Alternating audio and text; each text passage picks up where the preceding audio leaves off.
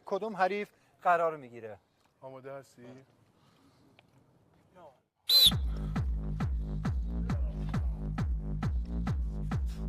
بهروز ایرانشاهی توپو پرت میکنه توی زمین سیروان سلیمانی.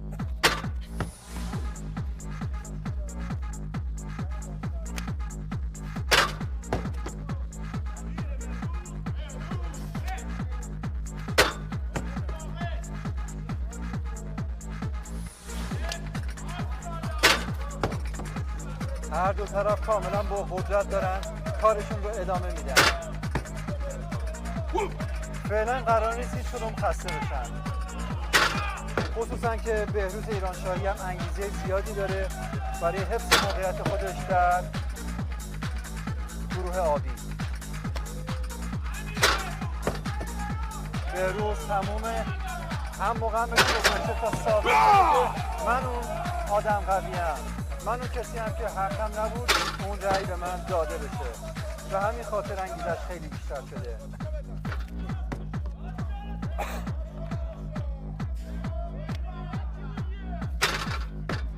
سیروان همچنان با قدرت گوی 160 کیلوگرمی رو پرت میکنه تو زمین حریف.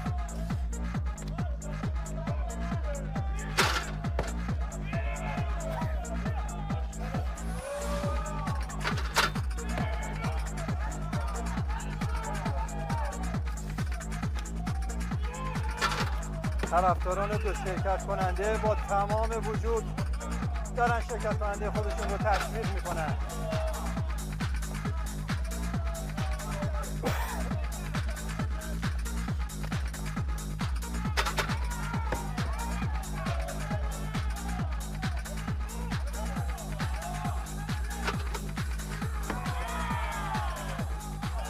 پنج ثانیه فقط فرصت داره که توپو به زمین طرف مقابل پرت کنه و خیلی مبارزه خوبی بود. خوب بود. بفرمایید. دستت خسته نباشین بچه‌ها، خسته نباشین. خیلی مبارزه هیجان‌انگیزی بود. آره ما خودمونم هیجان داشتیم. خب تبریک خب فکر کنم از چند جهت بهروز خوشحاله. یکی این بخش، یکی بخشای دیگه. درسته بهروز؟ سیروانم دوستای خوب ماست. دوتای شاگرد استاد قزوانی هستیم. رقابت خوبی بود، خیلی سنگین بود. بهروز به این فکر میکردی که مجددا خودتو ثابت کنی؟ بله، فقط به خاطر همین اومدم که خودم ثابت کنم که دیگه تو رأیگیری رو تو حساب نکنن. بله درسته؟ اونم به ناحق بود. سیروان یه جاهای آخرش کم آوردی نه؟ رقابت حساسه. من تکنیکم خوب نبود، یه تیکه مینداختم باعث شد فیله هم بگیره. ماشاءالله آقا بهروز با تکنیک زد، دستشم درد نکنه، مبارکش باشه. با بدنت داری کمک میگیری تا پرت کنی گوی رو. آره. رقابت خوبی بود، تبریک میگم. ماشاءالله خوب زد، ورزشکار خوبیه. انشالله پایدار باشه. خوبی که داری. زنده باشی. سیروان با توجه به شناختی که از همگروهی خودت داری چه کسی فکر کنی این بخش رو خیلی خوب اجرا کنه؟ انشالله همگروهیام همه خوبن. آقا حسن، اسم یکیشونو ببر. آقا حسن پسر داییم خوبه، محمد آقا عزتپور، حسن رحمانایی. آره همشون خوبن. انشالله بتونیم خوب بزنیم. خدا را شکر خوب بود، خیلی نفسگیره دیگه. پدر آدم در میاد.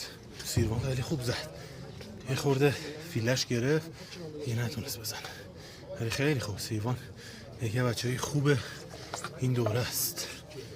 مال بی تجربگی و بی تکنیکی بود. من همینجوری با قدرت میزدم، یه تیکه فیله هم دم کرد، وگرنه مثلا اگه قرار به گوی سنگین بود با 200 کیلو تکرار میزدیم راحت 2 برابر اون میزدم، ولی گوی سبک بود، منم وزنم بالاست، فیله هم دم کرد نتونستم. اونم دمش گرم، ورزشکار خوبیه، خوب زد.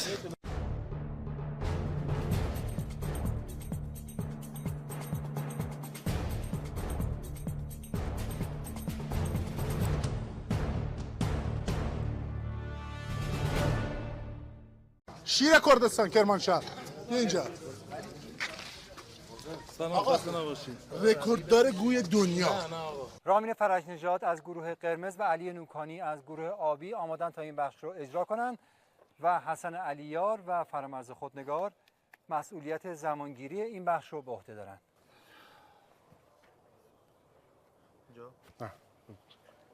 روی بود.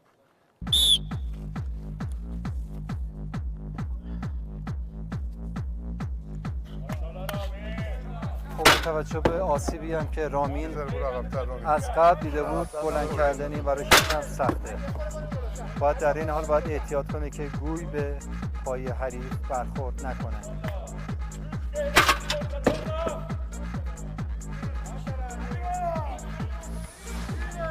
خب هر دو طرف اولین پرتابشون رو انجام داد، دومین پرتابشون رو انجام دادن. کمتر از 10 ثانیه فرصت داره که پرتاب خودش رو انجام بده. در آخرین ثانیه ها موفق شد. خب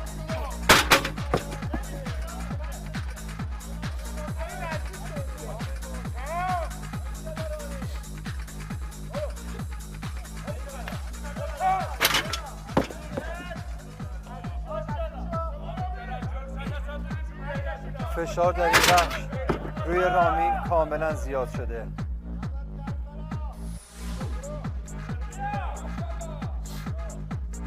طوری که میبینیم بینیش خونریزی کرده ولی همچنان داره ادامه میده.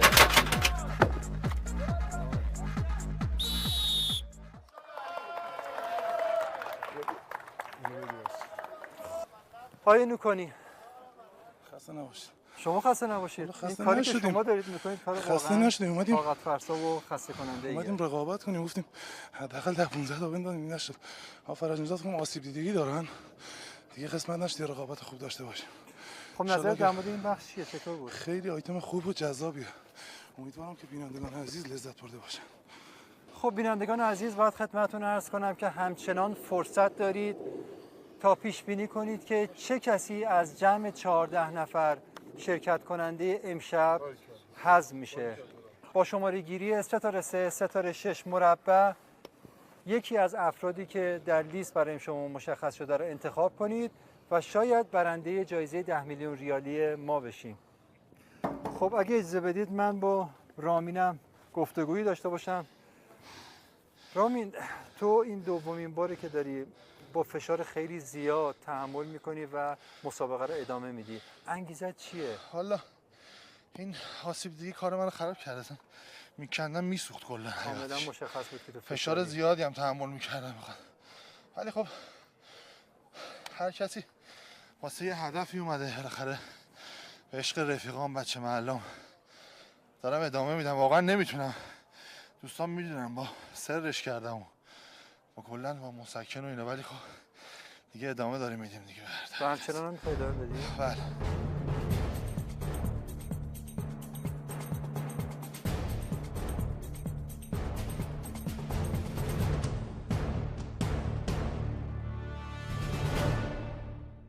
رقیب آقای مصنوادی ورزشکار خوبیه، پیشکسوته.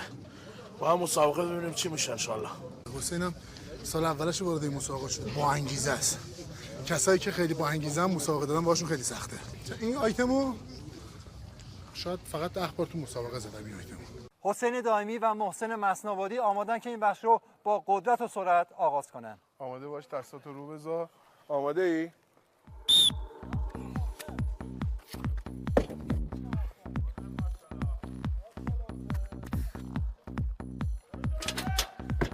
هر دو نفر اولین پرتابشون رو انجام میدن.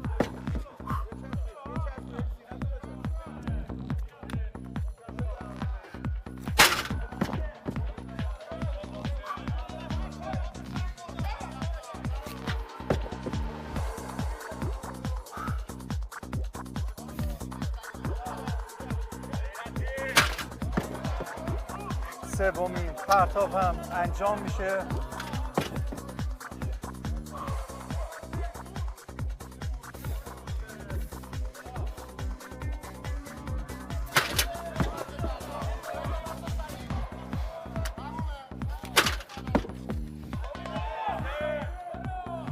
حسین میره برای پنجمین پرتابش.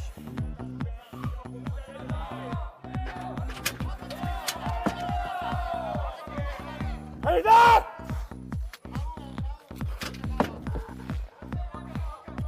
هر لحظه هر دو شرکت کننده انرژی زیادی رو دارن از دست میدن و کار داره سخت‌تر و سخت‌تر میشه.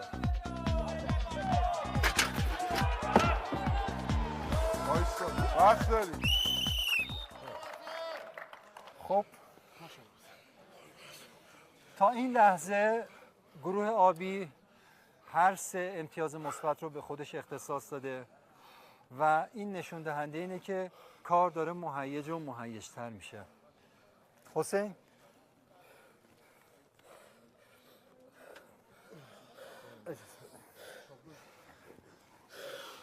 حسین تمام تلاشتو کردی، کاملا هم غیرتی داشتی لطف داره. آره دیگه پرت میکردی. تلاشمونو کردیم دیگه. با بدشانسی مواجه شدیم. مقدار گیر کرد گوی به لبه آهن. انتظار پرتابو داشتی که بتونی برد آره. بزنیدی؟ ولی خب دیگه نشد. انشالله میریم. خدا چون خالق و محسنم پیش کسات ماست. پیش بینید برای گروهتون چیه؟ والا هنوز داریم 4 نفر دیگه داریم. انشالله که بتونیم نتیجه بگیریم. از این 4 نفر چند تاشون میتونن امتیاز خوبی به دست بیارن؟ فکر کنم هر 4 تاش بتونن، چون گوی زنامون اونان. انشالله ببینیم خدا چه میخواد. خب محسن آقا خدا رو انتظار این امتیاز رو داشتی؟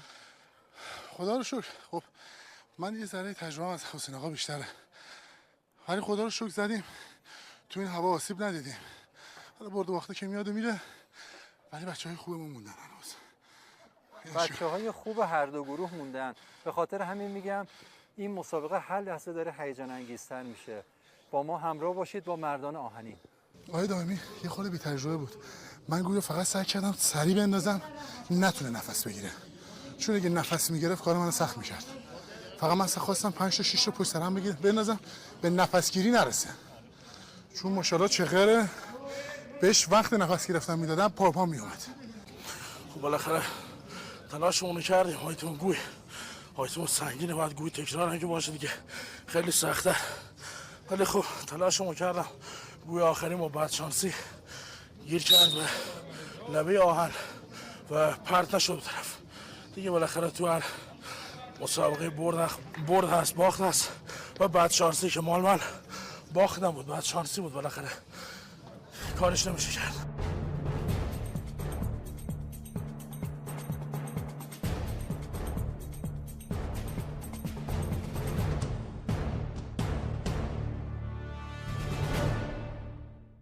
دیگه باید گوی بزنیم دیگه. از چیزی که دوست دارم اومده الان قسمت ما اینه گوی بزنیم. آره تو کشوری هم رکورد خوبی زدم. 2 تا 180 بود، 2 تا 200. بعضی بچه‌مون دیگه 180 هم نتونستن بزنن. دیگه ما رکورد خوبی زدیم. بعد از آقای عزتپور نفر دوم شدم تو حرکت گوی. تو رقیب سختی باید ببینی تو استقامت بدنش جواب میده یا نه. خب جوانتره، انگیزش بیشتره، خیلی بیشتر تمرین کرده، خیلی بیشتر وقت گذاشته. منم میرم اونجا ببینم با تجربه میتونم ببرمش یا نه. فرشید همتی و محمد رضا تازه‌رو آمادن تا این بخش رو اجرا کنن. اگر فرشید همتی موفق بشه در این بخش برنده بشه، مسابقه ما در این بخش تموم میشه و 4 امتیاز به گروه آبی میرسه. و همین خاطر وضعیت گروه قرمز بسیار خطرسازه. آماده ای؟ بیا آماده باش. دستت هم بذار رو. آماده؟ محمد رضا به راحتی گوی رو پرت میکنه. فرشید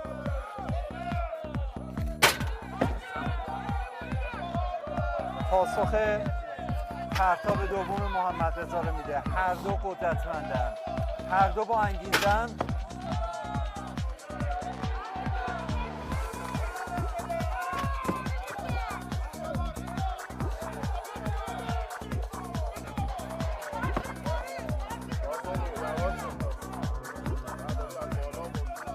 چهار پرتاب پیاپی تا الان انجام میشه.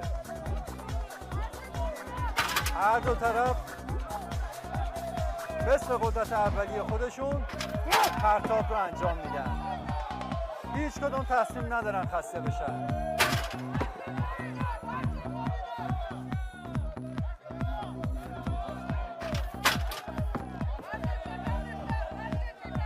محمد رضا میره برای هفتمین پرتابش.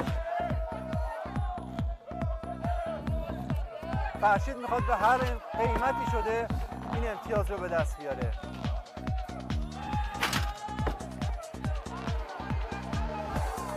و محمد رضا تصمیم داره تمام معادلات این مسابقه رو تغییر بده.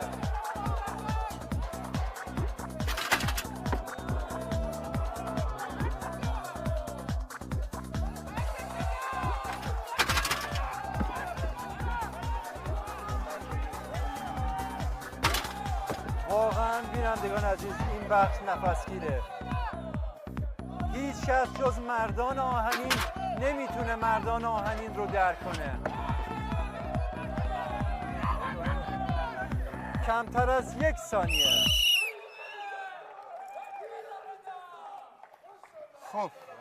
خب محمد رضا تازه رو موفق شد اولین امتیاز گروه خودش رو کسب کنه. سلامت باشی. خیلی خطرناک بود نه؟ نه یارم مقابلم خیلی قوی بود. فکر نمی‌کنم اینجوری بزنه.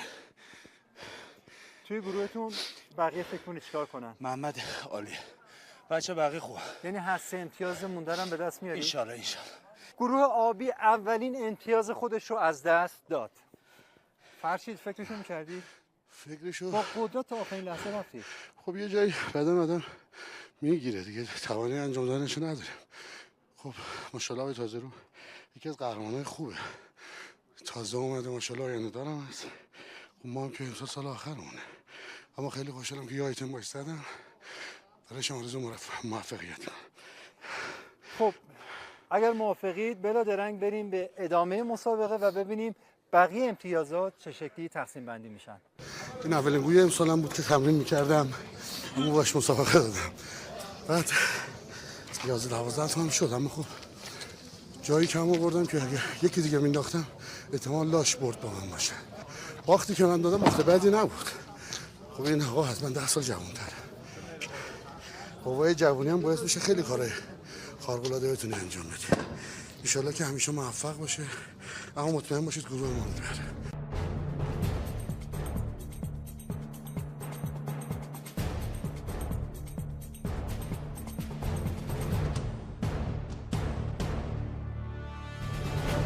من رکورددار این آیتم هم تو چند سال اخیر، فکر کنم از سال 90 به این ور، تو چیدمان های مختلف 100 تا 200 120 تا 200 گویای سنگین تو این چند سال، مگه اینکه خودم رکورد خودم زده باشم کسی نتونسته بزنه.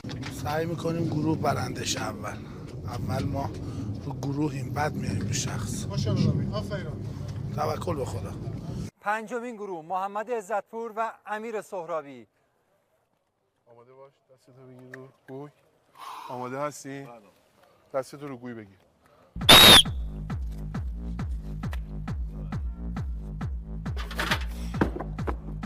امیر اولین پرتابش رو انجام میده.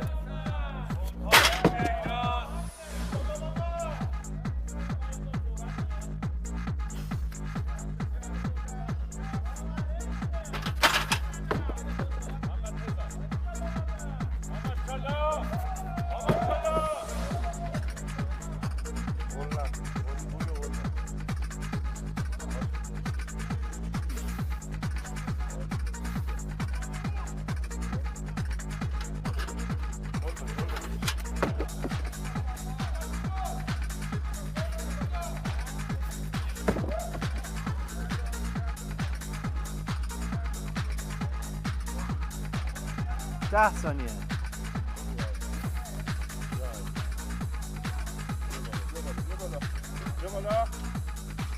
خیلی کار نفسگیریه.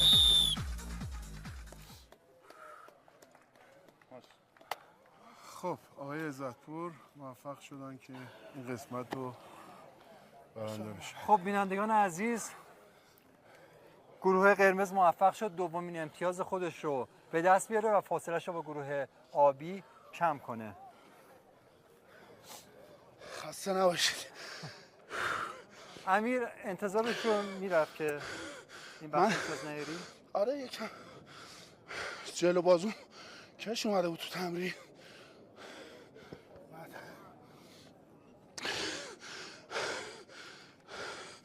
جلو بازوم یکم آسیب دیده بود، همون انتظار بیشترم نداشتم. انشالله آیتمای بعدی جبران کنم. و محمد عزتپور که به راحتی داشت بسکتبال بازی میکرد با گویا. همچینم سبک نبود. ولی خب خیالت یکم راحت خدا رو بود. شکر. بله خدا رو شکر خوب بودم تو این آیتم. فکر کنم یه 4-5 سالی رکورد دارم. هر سری هم رکورد خودم میشکنم. یعنی تو این بخش نمیخوای کم نفس بزنی؟ والا چرا نفس داری میزنی؟ آقا امیرم بازوش مشکل داشت. به اون صورت نتونست سور بزنی، ولی خب توکل به خدا. ممنونم. اگر موافقید بریم به سراغ گروه ششم.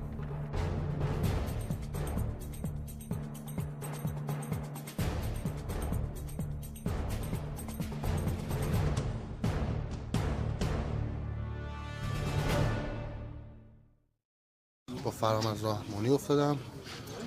عرض کنم خدمت شما رقابت سختیه، اونم گویی بازه، منم خوبم تو گویی. حالا توکل به خدا رو این رقابتمون چجوری میشه.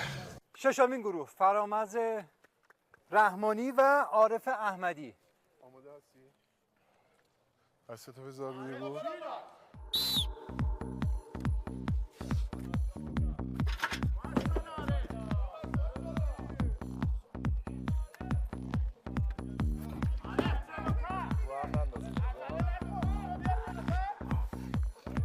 سعی کنیم بندازیم زیر.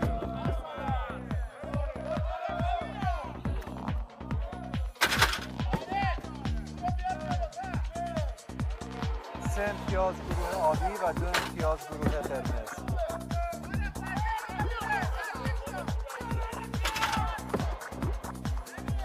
فرامرز باید کاملا تلاش خودش رو بکنه که سومین امتیاز رو هم به دست بیاره.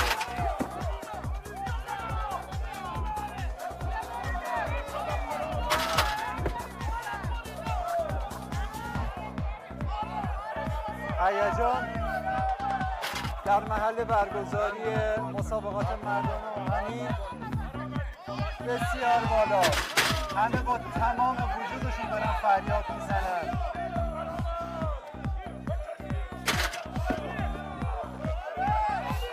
و هم گروهی خودشون رو دارن تشویق میکنن.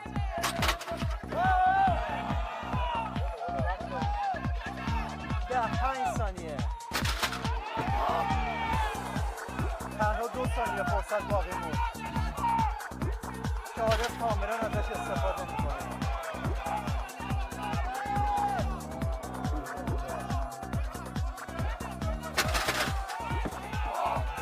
لحظه به لحظه رقابت داره هیجان انگیزتر میشه.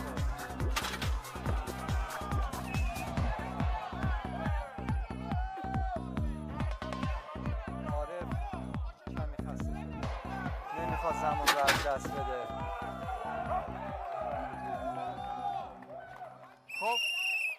خب آقای فرامرز رحمانی موفق شدن که این مرحله رو ببرن.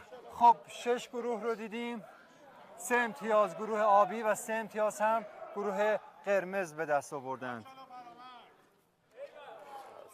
فرامرز جانم قاعدتا این انتظار میرفت که این اتفاق بیفته. خب ولی یه لحظه تو احساس کردم خودتو باختی. نه اتفاقا اگه آقا فرامرز یادش بیاد توی کیش رو همین آیتم باختم. انقدر دوش تمرین کردم که بتونم. رفتم تمرین کردم.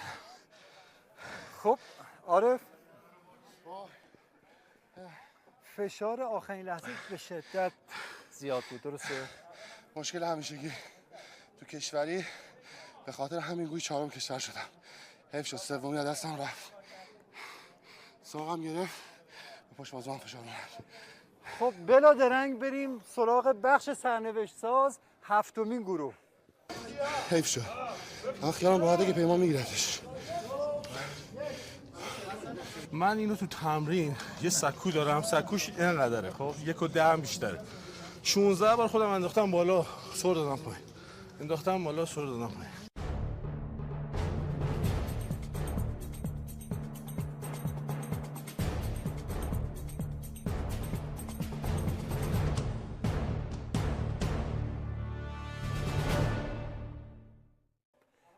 حسن آقایی و پیمان ماهری اولین پرتاب کننده برای بخش فینال.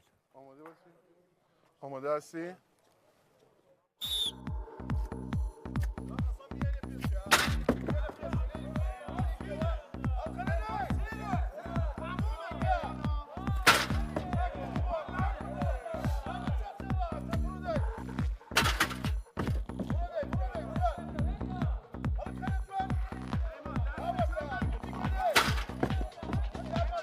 پرت نکن آقای حسن.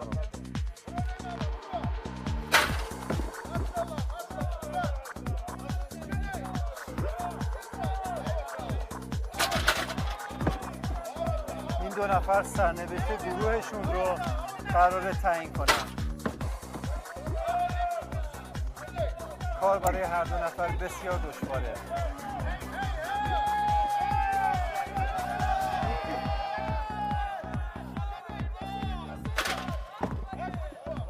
دقیقاً در ثانیه‌های آخر پرتاب انجام شد.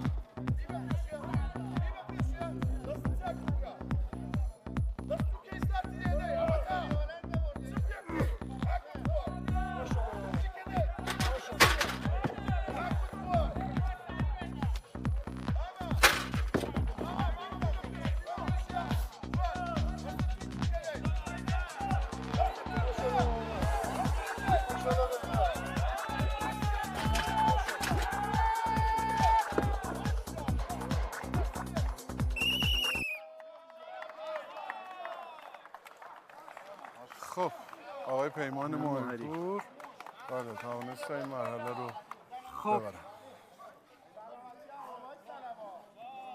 پیمان چطور بود؟ والا نفر آخر بودیم یه خودم بدنم خوش شده بود. منتها باید به حریف احترام بذاری، گویا بذاری جلوش. دوستان خود پرت میکردن حریفو. آره ولی نهایتا امتیاز رو به دست آوردی. من تو این آیتم عذر میخوام از آقای خودنه و جسارت، تو جهان خوبای آیتم رو بردم. دقیقا همین حالت تو 16-17 تو با هم انداختیم تو این بالاتر بود. خدا رو شکر شرمنده بچه ها نشد. آخر سر گذاشته بودن که برنده بشن. برات آرزو موفقیت میکنم. مامان حسن هم یکی از بچه های بسیار گل کردمونن، اولین سالشونه، دوست عزیز من، براش آرزو موفقیت. زنده باشی حسن جان، خسته نباشی. باشه سلامت باشی. چطور بود؟ والا هم خالی که آپیما ماشاءالله یه قهرمان جهان. زورم رو زدم. خب بینندگان عزیز، نهایتاً گروه آبی موفق شد با کسب 4 امتیاز برنده امروز مسابقات مردان آهنین بشه و باید بریم سراغ گروه بازنده و ببینیم در رأیگیریشون چه کسی قراره حذف بشه.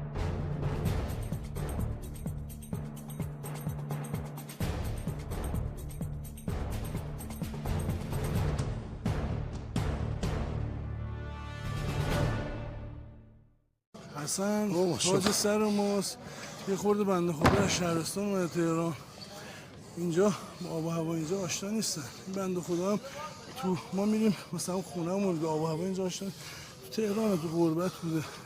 تو این چند روزی که مسابقه برگزار بالاخره بعدن خالی میکنه. اینا این آقا سیروان شاگردای مربی من آقا قزبانی هستن. سلطان هم بر خودشون طرف کردستان قوی ترین مردان کردستان هستن. منتها خوب حالا دیگه رقابت دیگه روزم ایشون میاد من شکست میده تو این آیتم. آپریمان که تاج سر ماست ماشاءالله تو این حرکت که قهرمان جهان رو برده. ما هم دیگه زورمون رو زدیم. زور ما همین بود. ماشاءالله ایشون قهرمان جهان. خوشحالم مثلا با ایشون رقابت داشتم. واسه من یه افتخار بزرگه. با هم تقریبا همسنیم ولی مامه خورده بنده خدا امسال اولین سالشون.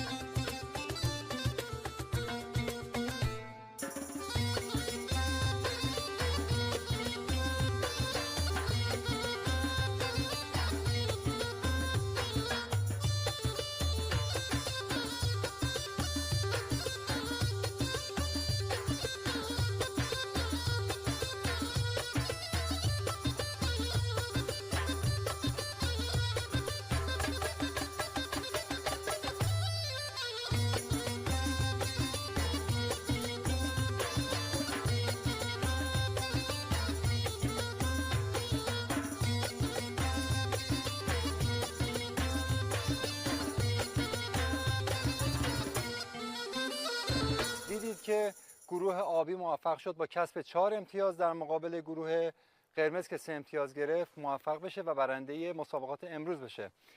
و نهایتاً گروه قرمز میبایست بین خودشون رأی گیری کنن تا 2 نفر انتخاب بشن و اون 2 نفر بینشون یک مسابقه چالشی انجام بشه و 1 نفر حذف بشه. رامین؟ والا من دیروز بعد اون آیتم گوی پام خیلی دردش بیشتر شد. با دکترم صحبت کردم، ام‌آرآی گرفتم و دکتر گفتش که اصلا به هیچ عنوان نباید ادامه بدید، چون هی داره باد میکنه و کبودم نشده، یعنی از داخل داره خونریزی میکنه. و احتمال اینکه جراحیش کنیم خیلی زیاد میشه. بعد دیگه اجازه ندادن مسابقه دادن که منم بالاخره قسمت ما هم این بود دیگه، شرمنده خانواده‌مونو. به هر حال همه ما خوشحالیم که انصراف دادی به خاطر سلامتی خودت و ناراحتیم از اینکه از جمع ما داریم میری، ولی میدونیم سال بعد با قدرت بیشتر تو برمیگردی. حالا توکل به خدا دیگه. من فقط میخوام تشکر کنم از خانواده‌ام که تو این مدت خیلی زحمت کشیدن برام، برادر بزرگم آقا عارف، دکتر عزیزم دکتر شاهی، استاد عزیزم آقای علی داداشی و یادی هم میکنم از جهان پهلوان روله داداشی که واقعا جاش خالی، الگوی خیلی از بچهای ما هستش. ایشون هم با آسیب‌دیدهای خیلی زیادی مواجه شده بود، ولی خب تا آخرش جنگید، ولی منم راه اون رو ادامه میدادم، ولی خب نشد متاسفانه. انشالله دوستان، بچه محلام، مسئولین شهرم، امام جمعه محترم شهر راضی باشن دیگه. بالاخره من تلاشمو کردم، ولی خب این آسیب‌دیدگی نذاشت که ادامه بدم. زنده باشی، بعد آرزوی موفقیت میکنیم. سلامت اما باشی. قاعدتاً ترک تو باعث میشه که من چهره دوستان رو میبینم همه ناراحتن و بریم سراغ محمد رضا. خوبی شما؟ قاعدتاً برای تو هم باید این مقدار مشکل آره، باشه. من 1 ساعت اصلا زحمت کشیدم که بیام با رامین مسابقه بدم. یعنی برام روزی که این ورزش شروع کردم الگو ورزشیم آقا رامین بوده. الان افتخار میکنم کنارش واسطم. محمد شدیداً تو فکری؟ بله آقا رامین متاسفانه با آسیب دیدگی مواجه شد و نظر بر این شد که از ادامه مسابقات بمونه دیگه، ادامه نده. منتهی مراتب رامین دوباره سال بعد با قدرت بیشتر میاد و ظاهر میشه. توکل به خدا. تیممون رو خیلی خوب بسته بودیم، منتها با مشکل مواجه شدیم. انشالله که بتونیم به خوبی و خوشی پیش بریم. کارتون خیلی دشوارتر داره میشه؟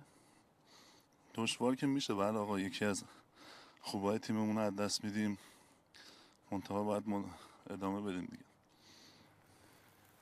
خب فرامرز، من هم سلام عرض میکنم خدمت شما همه بینندگان عزیز. مجدد سال نو رو تبریک میگم. یه خسته نباشید خدمت شما و آقا فرامرز و عوامل پشت صحنه.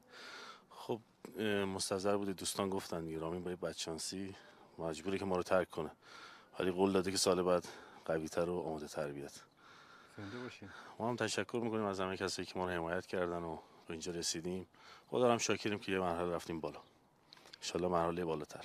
و سیروان، ناراحتم از اینکه آقا رامین داره میره. سرگروه خوبی بود، گروه خوبی داشتیم، هماهنگی داشتیم، دیگه با بدشانسی مواجه شدیم. الان هم دارید دیگه ندارید؟ الانم بچه‌ها همه شکر خدا خوبن. آقا رامین یکی از مدعیای قهرمانی بود، انشالله که آسیب خاصی ندیده، باز به عرصه ورزش برگرده، پرقدرت‌تر از قبل بیاد. برای هممون ناراحت کننده بود، انشالله که ایشون مشکل خاصی نداشته باشه، ما هم بتونیم زحمات ایشون رو انشالله جبران بکنیم. زنده باشین، خیلی ممنون. حسین؟ حالا ما هم خیلی ناراحتیم. آقا رامین دوست ماست، برادر ماست، که از قدرتمندای تیممون بود و یکی از مدعیان عنوان قهرمانی و امیدوارم که هر چه سریعتر هر چه زودتر بهبود حاصل بشه و برگرده به مسابقات سالهای آینده انشالله. حسن؟ والا آقا رامین یکی از بزرگترین نقطه قوت‌های تیم ما بود. حالا اتفاق پیش میاد، ما هم خیلی واسش ناراحتیم. انشالله همه بینندگان هم واسهشون دعا کنن که خیلی خیلی زود خوب شن. سلامتیشون از مسابقه دادن مهمتره. انشالله به سلامتی برمیگردن. هر سه مسابقات. زنده باشید، خیلی ممنون. خب بینندگان عزیز، عرض کنم خدمتتون که ما تقریبا به پایان برنامه امشب رسیدیم. فردا گروه قرمز باید یکی از افراد گروه آبی رو انتخاب کنن برای یک مرخصی اجباری 1 روزه و با ارسال عدد 1 به 50950 در مسابقه 1197 میلیون ریالی ما هم شرکت کنید که شاید یکی از شما برنده این جایزه نفیس بشه. خب امیدوارم که مسابقه مردان آهنین امشب مورد توجهتون قرار گرفته باشه و دو گروه آبی و قرمز لحظات خوبی رو برای شما فراهم آورده باشن. آقای خودنگاه صحبت آخر. من خدمت بینندگان عزیز عرض کنم که در رابطه با آقای رامین فرج‌نژاد، آقای رامین فرج‌نژاد از قهرمانان تیم ملی قوی‌ترین مردان ایران هستند. یکی از قهرمانانی هستند که پرچم ایران رو در کشورهای خارجی بالا بردن و باعث افتخار ایران شدن. به اتفاق شرکت کنندگان مسابقه مردان آهنین و همکارانم در گروه ورزش شبکه 3 سیما از شما عزیزان خداحافظی میکنم و تا فردا شب همه شما عزیزان رو به خدای بزرگ میسپارم. خدا نگهدار.